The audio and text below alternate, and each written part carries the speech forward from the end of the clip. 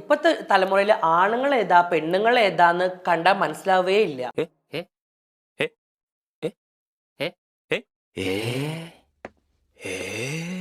ഇപ്പത്തെ തലമുറയിലെ ആണുങ്ങൾ ഏതാ പെണ്ണുങ്ങൾ ഏതാന്ന് കണ്ടാൽ മനസ്സിലാവേ ഇല്ല.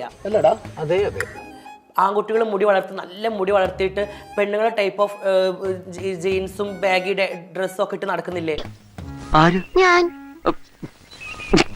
അപ്പൊ താൻ തന്നെയാണ് അളിയാന്ന് അകത്തേക്ക് നോക്കി വിളിക്കുന്നത്. പെൺകുട്ടികളാണ് ജീൻസ് പാന്റ് ഷർട്ട്. നമ്മൾ അങ്ങോട്ട് പേര് ചോദിക്കണം, എന്താ പേരെന്താ? ആ പെൺകുട്ടിയായിരുന്നു അല്ലേ?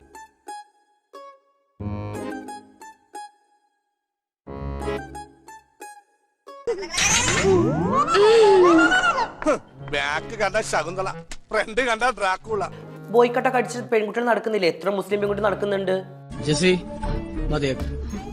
രണ്ടും കൂടി ഒരുമിച്ച് വേണ്ട.